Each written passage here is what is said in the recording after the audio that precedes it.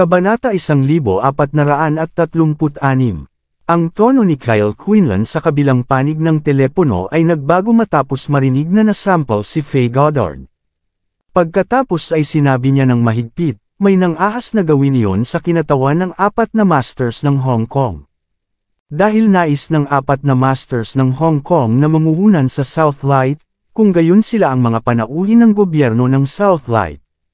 Ang pagsampal sa kanila sa mukha ay katumbas ng pagsasample ng Southlight na pamahalaan at ako sa mukha. Miss Goddard, hintayin nila. Pupunta ako doon agad. Sinabi ni Faye na may isang pagngisi, Sir Quinlan, huwag mag-alala.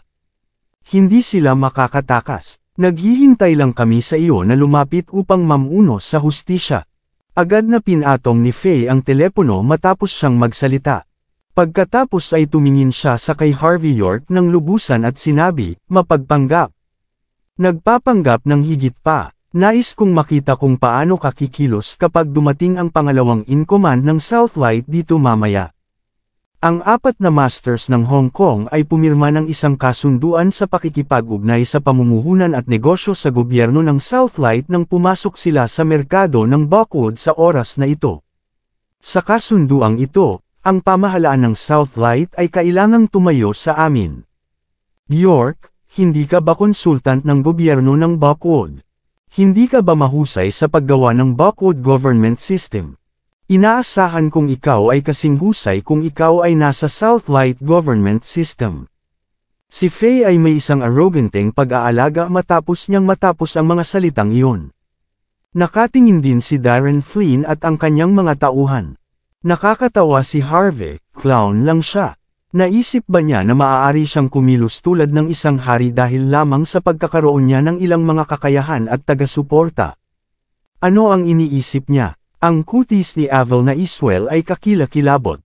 Kyle Quinlan. Ang pangalawa sa in-command ng Southlight, si Kyle Quinlan. Malakas ba talaga ang mga taga-suporta ni Faye? Sa kabaligtaran, si Michael Graham ay napakakalmado at nakaka-relax, na may isang pagngisi sa kanyang mukha.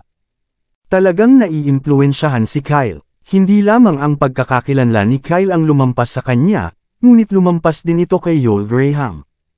Gayunpaman, sa pagkakakilanlan ng taong ito, ano ang magagawa ni Kyle kung siya ay dumating? Pagkaraan ng ilang sandali, mayroong isang tunog ng pagpepreno sa gate, at pagkatapos ay isang Audi A6 na may plate number 00002 ay tumigil sa pamamagitan ng. Maingat na binuksan ng driver ang pintuan, at ang isang tao na may isang mahusay na aura ay dahan-daang lumabas. Siya ay may isang slim build at isang matikas na mukha, ngunit pinalabas niya ang isang marilag na aura habang siya ay nakatayo. Tunay na siya ang pangalawang utos ng Southlight. Sobrang-sobra ang aura niya. Karamihan sa mga tao marahil ay hindi kahit na maglakas loob na itaas ang kanilang mga ulo sa harap niya. Di nagtagal, lumakad si Kyle sa anti-gong shop, nakita niya ang mukha ni Michael mula sa kanyang anggulo. Nagalit si Kyle matapos niyang makita ang 2 palad na nakamarka sa mukha ni Faye. Michael, anong ginawa mo? Bilang unang utos ng antique management system sa Bockwood, binubuli mo pa ang mga tao sa anti-gong merkado. Sa oras na ito, tapos ka na. Kahit si Jesus ay hindi maprotektahan ka. Doon, sinabi ko ito. Ngumiti lang si Michael at hindi nagsasalita ng isang salita. Humakbang si Harvey at sinabi, Kyle Quinlan, hindi lamang si Michael ang magpapanatili ng kanyang posisyon, ngunit siya rin ang mapopromote sa hinaharap. Sinasabi ko, kumbinsido ka ba? Bukod dito, ikaw, bilang pangalawang utos ng Southlight, tumatayo kasama ang mga profiteer sa pambubuli ng mga tao anuman ang tama at mali. Paano mo ipapaliwanag ang bagay na ito? Mapanghamak ito. Si Faye at ang iba pa ay natulala sa ngayon. Hindi nila ito pinaniwalaan. Ito ang pangalawang utos ng pamahalaan ng Southlight, si Kyle Quinlan. Dumating siya upang harapin ang bagay na ito. Gayunpaman, hindi lamang ipinakita sa kanya ni Harvey ang anumang paggalang sa harap ng iba. Tinanong pa niya siya at tinanong kung paano niya ipapaliwanag. Maaari bang hindi alam ni Harvey ang tungkol kay Kyle na pagkakakilanlan? Kahit na hindi binabanggit ang kanyang pagkakakilanlan bilang pangalawang utos ng Southlight. Sa pamamagitan lamang ng pagsasabi na siya ay mula sa pamilyang Quinlan, ay mayroon bang maglakas loob na saktan siya? Isa sila sa nangungunang 10 pamilya sa dakilang bansa H. Paanong hahamunin siya ni Harvey, na nagpapakita ba siya sa mga kababaihan? Samantala, ang tingin ni Kyle ay nahulog kay Harvey. Sa sandaling ito, ang kanyang mukha ay agad na naging maputi bilang papel. York, York, York, York. Agad na nanginginig si Kyle Quinlan. Hindi niya inaasahan na ang kabilang partido ay ang taong ito. Walang pakialam si Harvey York, huwag mo akong tawagin na parang iyong lolo. Hindi ako isang tapat na apo sa katulad mo. Boom! Tumahimik ang karamihan. Tiyak na hinihimok ni Harvey si Kyle. Lamang kapag naisip ng lahat na si Kyle ay malapit ng tumalon at sampulin si Harvey hanggang sa kamatayan. Gayunpaman, ang superior na aura ni Kyle ay agad na nawala sa susunod na sandali at pinalitan ng isang humihingi ng tawad sa kanyang mukha. CEO York, pasensya na. Nabigo akong malaman sa pagitan ng tama at mali. Tiyak na bibigyan kita ng paliwanag tungkol sa bagay na ito. Mapatla ang mukha ni Kyle sa sandaling ito. Ito ay dahil alam niya ng lubos ang tungkol sa pagkakakilanlan ni Harvey. Kahit na siya ay mula sa pamilyang Quinlan ng Georgia, hindi niya kayang pukawin ang taong nauna sa kanya, hayaan siyang maging pangalawang utos ng Southlight. Si Faye Goddard at iba pa ay mahigpit na tinakpan ang kanilang mga bibig, nag-alala na baka sila sumigaw. Paano dumating ang second in command ng Southlight ay kailangang maging mapagpakumbaba sa harap ni Harvey. Ano ang pinagmulan ni Harvey? Sino siya? Malamig na ngumuso si Harvey at sinabi, paano mo ipapaliwanag sa akin ang bagay na ito? Ikaw, bilang pangalawang utos ng Southlight, hindi mo alam kung paano makilala ang tama at mali kapag nakitungo sa mga bagay at agad na tumayo. Ngunit ikaw, bilang isang kinatawan ng pamahalaan, ay nagpapakumbaba sa iyong sarili sa harap ng mga mangangalakal. Malubhang maapektuhan nito ang imahe ng gobyerno. Bukod dito, kung hindi ako at ito ay isang ordinaryong tao ngayon, hindi ba siya pahihirapan mo, Sir Quinlan? Pusta ako, ipapadala mo siya sa bilangguan para sa kanyang buong buhay. Noong nakaraan, nang makilala ko ang iyong pamangkin, naisip kong ito ay isang pagbubukod lamang. Ngayon tila na ang buong pamilyang Quinlan mula sa Georgia ay talagang walang awa. Naramdaman ni Kyle na ang kanyang katawan ay tinamaan ng kidlat. Sa susunod na sandali, lumingon siya at sinampal si Faye sa mukha. Pagkatapos ay sumigaw siya, mula ngayon, ang lahat ng kooperasyon sa pagitan ng Southlight na pamahalaan at ang 4 na malalaking pamilya mula sa Hong Kong ay nakansela. Tandaan, lahat ito. Agad na natigilan sa mga sinabi ni Kyle si Faye at ang iba pa. Ang 4 na malalaking pamilya mula sa Hong Kong ay nagsikap na pumasok sa merkado ng Buckwood. Gayunpaman, ngayon, ang lahat ng kanilang pagsisikap ay walang kabuluhan dahil sa pahayag ni Kyle, si Faye ay nasa isang madilim. Si Darren ay natulala, nagdilim ang mukha ng mga kawani, sa bagay na ito, hindi lamang nila nakuha ang kanilang lugar, ngunit maaari din nilang tiisin ang galit ng 4 na masters ng Hong Kong pag bumalik sila sa Hong Kong. Maging si Faye, na kilala bilang Black Widow, ay nanginginig sa buong sandali. Sa 3 hilagang lalawigan, sa isang marangyang manor, lumuhod si Steve Lee sa lupa, at ang kanyang katawan ay natatakpan ng dugo. Nakakatakot ang kutis niya, bago siya, nakaupo si Peter Lee sa sofa at sinabi ng walang pag-iingat, kaya, pagkatapos mong mapunta sa Buckwood, inilipat mo agad ang lahat ng mga pag-aari ng Star Stable sa ilalim ng pangalan ni Harvey. At pagkatapos ay nagkaroon ka ng apdo upang bumalik tulad ng ilang mga nawalang mongrel. Tumawa ng mapait si Steve, Ama, hindi talaga ako karibal ng taong iyon. Natalo ng taong iyon kahit ang 3 hari ng armas na aking dinala. Kung nais mong labanan sa kanya, natatakot ako na kailangan mong anyayahan ang numero 1 sa taekwondo ng bansang J na lumabas. Kung hindi, wala kang pagkakataon. Bang! Itinaas ni Peter ang kanyang kamay, at hinailan niya ang gatilyo ng baril sa kanyang kamay. Isang madugong butas na agad na lumitaw sa noo ni Steve, hindi siya makapaniwala. Hindi niya inisip na siya ay papatayin talaga ng kanyang ama. Sinasabi mo ba sa akin kung paano gawin ang mga bagay? Malamig na sinabi ni Peter. Sa Hong Kong, kahit na taglamig, ito ay mainit pa rin sa tagsibol kung ihahambing sa nagyayelo at mga nyebe sa 3 hilagang lalawigan. Sa tuktok ng isang gusali ng tanggapan sa tabi ng Victoria Harbor, isang helikopter ang dahan-daang bumaba. Sa silid pahingahan sa ibaba, 2 payat na figure ang lumakad palabas. Naglakad sila papunta sa gilid ng helipad sa kalooban. Bagaman may mga skyscraper sa kanilang paanan, ang 2 sa kanila ay tila hindi nila nakita. Sa halip, dumaan sila sa gilid ng matataas na gusali. Kung mayroong mga mamamahayag mula sa pinansyal na media na naruroon, tiyak na matatakot sila sa pagkakakilanlan ng 2 taong iyon. Ang una ay si Quinton York, na napromote lamang sa isa sa 4 na Masters ng Hong Kong, na kumakatawan sa pamilyang Leo ng Hong Kong. Ang isa pa ay si Matthew Flynn, na nagmula sa pamilyang Flynn at ang pinakamayabang at dominante sa 4 na Masters ng Hong Kong. Sa sandaling ito, si Matthew ay may isang sigarilyo sa pagitan ng kanyang mga labi, at isang solemn na ekspresyon ang lumitaw sa kanyang mukha. Ano, may nangyari ba? Kalmado na tumingin si Quinton sa Llama Island na matatagpuan sa malayo. Mahinahong ngumiti si Matthew at sinabi, hindi ito isang malaking pakikitungo. Ito ay lamang na ang koneksyon sa pagitan namin, Buckwood, at Southlight ay naputol. Ang Buckwood ay talagang kawili-wili. Sinabi ni Quinton na walang malasakit, nabanggit ko ito dati, hanggat si Prince York ay nasa Buckwood. Ang lugar na iyon ay isang balde na bakal. Kahit na nais naming ipasok ang 4, hindi ito madali. Tiningnan ni Matthew si Quinton na may malinaw na hindi magandang pagpapahayag sa kanyang mukha at sinabi, Quinton, naiiba ako sa iyo. Nabuhay ka sa takot mula noong araw na umalis ka sa Buckwood. Tulad ng sa akin, iniisip ko kung paano linisin ang taong kilala bilang si Prince York sa isang kawili-wiling paraan. Sa kauna-unahang pagkakataon sa napakaraming taon, may isang taong nang ahas na harmony ng 4 na Masters ng Hong Kong.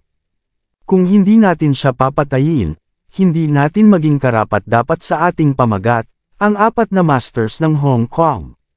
Nagkaroon ng ugnayan ng kalungkutan sa mga mata ni Matthew. Maaaring matakot talaga si Matthew sa kanila kung may isang tao na prinsipe mula sa Wolsing, Mordo, at Golden Sands. Gayunpaman, walang dapat ikatakot sa kay Prince York, na kamakailan ay lumabas mula sa pag-iisa ng ilang taon pabalik. Dahan-daang sinabi ni Quinton, hindi kasing simple ng iniisip mo. Hindi lamang siya walang kapantay sa kayamanan kundi pati na rin sa kapangyarihan. Ngayon, kahit si Sheldon ay dapat mag-endorso sa kanya. Ang mungkahi ko ay lumikas muna kami mula sa Buckwood at Southlight. Maghintay hanggang sa may isang tao na ganap na buksan ang daan, pagkatapos ay papasok ako. Ano sa tingin mo? Humarap si Matthew. Hindi ako ikaw. Gusto ko ang paglalaro ng pinakamaraming. Ngayon na may naglalaro sa amin, syempre, kailangan nating laruin ito ng husto. Nais ni Prince York at Sky Corporation na makipagkumpetensya laban sa 4 na Masters ng Hong Kong, kapanapanabik, ito. Tila nagmumuni-muni si Quinton. Sinabi lamang niya ng walang pag-iingat pagkatapos ng mahabang panahon. Dahil natakot din sa kanya si Kyle Quinlan, ipinapakita nito na hindi ito gagana kung nais nating makipagkumpetensya sa kanya sa antas ng gobyerno. Totoo ito. Walang malasakit ang tono ni Matthew. Hindi ko alam kung sino ang nasa likuran niya, ngunit walang duda na ang gobyerno ay naging walang silbi sa harap niya. Pagkatapos kung paano namin ipadala ang isang tao sa kulay abo na lugar upang subukan ito. Bagaman walang maraming iba pang mga character sa Hong Kong, tiyak na maraming mga pumapatay at mersenaryo. Hanggat handa tayong gumastos ng pera, marami pa ring paraan upang patayin siya. Si Quinton ay medyo nag-aalinlangan at sinabi, hindi sa palagay ko naaangkop ito. Pagkatapos ng lahat, ang Buckwood ay hindi ang ating teritoryo. Ang paggawa ng kaguluhan doon, paano tayo makakapasok sa merkado ng Southlight sa hinaharap kung hindi natin sila pinapayag? Bumantong hininga si Matthew matapos marinig iyon. Tama ang sinabi ni Quinton. Bagaman malakas ang apat na masters ng Hong Kong, hindi ganoon kadali ang pagpasok sa Buckwood para lang pumatay ng isang tao. Maraming salamat sa lahat ng sumusubaybay. Please subscribe and follow my YouTube and Facebook channel, Filipino Novel. Maraming salamat po. Tulad ay napuno ng emosyon si Matthew Flynn, bigla, nag-vibrate ang kanyang mobile phone, at may nagpadala sa kanya ng isang mensahe. Isang ngiti ang lumitaw sa mga sulok ng kanyang bibig matapos basahin ang mensahe. Kawili-wiling balita, pinilit ni Prince York itong Star Stable ng Country J na ilipat ang lahat ng kanilang mga ari-arian sa Southlight sa Sky Corporation. Ang balita na ito ay nakarating na sa 3 hilagang lalawigan. Ang kinatawa ng Star Stable sa dakilang bansang H, si Peter Lee, ay darating sa Buckwood at papatayin si Prince York ng Star Stable. Medyo sumabog ang mga mata ni Quinton. Pagkatapos ay ngumiti siya at sinabi, si Prince York na ito ay tiyak na hindi alam ang kanyang lugar. Sinaktan niya si Peter Lee matapos niyang masaktan tayo. Tiyak na nais niyang mamatay. Tila, sina Quinton York at Peter ay maraming beses na nagkakilala. Ang kinatawa na si Lee, na sinasabing nasakop ang mundo ng negosyo ng 3 hilagang lalawigan, ay hindi isang handal na tao. Kapag nais niyang makitungo sa isang tao, tiyak na lalabas siya at walang gana. Tila patay na si Harvey York nang hindi nangangailangan sa atin upang magtaas ng daliri. Ngumiti si Matthew. Si Peter Lee ay isang tycoon ng negosyo sa 3 hilagang lalawigan. Kung siya ay dumating ng malakas, dala-dala ang lahat ng kapangyarihan na itinayo ng Star Stable sa mahusay na bansang H sa mga nakaraang taon, magiging madali para sa kanya na patayin si Harvey. Natatakot ako na hindi sapat. Si Quinton ay ngumiti, dapat nating gawin ang ating makakaya upang mapupuksa siya. Nawala lang ang reputasyon natin. Hindi lang tayo makatayo ngayon. Dapat nating gawin kay Harvey na mamatay ng kaunti pa. Tumingin ulit si Matthew. Ang kanyang mga mata ay nanatili sa kay Quinton para sa isang mahabang, bago naningkit ang kanyang mga mata at sinabi, sa kasong iyon, paano ang tungkol sa pagpunta sa Buckwood sa iyong sarili? Mahinahong sinabi ni Quinton, kung pupunta ako, natatakot ako na ang likuran na lugar ay hindi matatag. Pagkatapos ng lahat, hindi ako nagkaroon ng kumpletong kontrol sa ilan sa kapangyarihan ng pamilyang Leo mula sa Hong Kong. Sinisikap ni Matthew at sinabi ng walang pakialam, kung natatakot ka, aminin mo lang ito. Hindi mo na kailangang magbigay ng maraming mga dahilan. Hindi ko rin alam kung paano ka nakakakuha ng pagpapahalaga mula kay Melissa Leo. Kung hindi, tulad ng isang basura na tulad mo, paano ka may karapatang sumali sa akin at maging isa sa 4 na masters ng Hong Kong? Humakbang si Matthew sa mga pedals ng helicopter habang naninira. Di nagtagal, nawala ang dagandong ng sasakyang panghimpapawid sa itaas ng ulo ni Quinton, ang naniningkit na pagtingin habang ang helicopter ay naging isang itim na lugar sa kalangitan. Ang mga mata ni Quinton ay nakitid sa isang linya. Pagkaraan ng mahabang panahon, isang bahagyang ngiti ang lumitaw sa mga sulok ng kanyang bibig. Si Harvey, Prince York ay tiyak na mahirap harapin, gayunpaman, ngayon, pareho sina Peter at Matthew na sabay-sabay na gumagalaw. Maaari niya bang ihinto ang mga ito? Sa 3 hilagang lalawigan, si Peter ay naglalaro kasama ang baril sa kanyang mga kamay. Hindi siya interesado na tingnan ang pangalawang bangkay sa harap niya. Ang mga subordinate sa paligid niya ay nanginginig sa buong oras. Nabigla sila mula sa ilalim ng kanilang mga puso habang nakaharap sa moody na si Peter. Maya-maya, tumawag si Peter sa punong tanggapan ng Star Stable. Master, ang sangay sa Country H ay humihingi ng tulong. Nakatagpo ng Star Stable ang isang napakahirap na kalaban sa Southlight sa mahusay na bansa H. Mangyaring tanungin ang numero 1 tao sa taekwondo ng bansa J, si Wallace Park, upang gumawa ng isang pagkilos. Tiyak na lalabas si Peter sa oras na ito. Kaya, kahit na ito ay isang kahihiyan sa punong tanggapan, Kailangan pa niyang tanungin ang numero 1 tao sa taekwondo na lumapit upang matulungan siya sa dakilang bansa H. Well, basta sumasang-ayon si Mr. Park, sa kalaunan ay pupunta siya sa Buckwood. Maging handa na siyang kunin. Ang master sa kabilang panig ng telepono ay may isang walang malasakit na tono na parang pinag-uusapan niya ang isang napakakaraniwang bagay. Kabanata 1440. Sa bansang J, sa tuktok ng isang hindi kilalang bundok. Ang isang kulay abo na may buhok na matanda ay nakatayo sa gilid ng bangin gamit ang kanyang mga kamay sa kanyang likuran. Siya ay napakakalmado at nakakarelax sa sandaling ito, at nagbigay siya ng isang kilos ng isang transcendent na pagkatao. Ang matandang lalaki na ito ay tila may ilang uri ng lakas ng mahika. Ang mga ulap sa paligid na dahan daw ang naghihintay, nakapaligid sa kanya na parang nalulula sa kanyang paghinga. Ito ang tinaguriang, ang paraan ay sumusunod sa tanawin ng kalikasan. Samantala, nagkaroon ng isang mabilis na mga yapak sa likuran niya, at pagkatapos ay ang isang tao na may suot na taekwondo na balabal ay dumating na may gulat na ekspresyon. Sinabi niya, "Sir, may nangyari. Ang iyong malapit na alagad, si Steve Lee, ay pinahirapan at pinatay sa dakilang bansa H."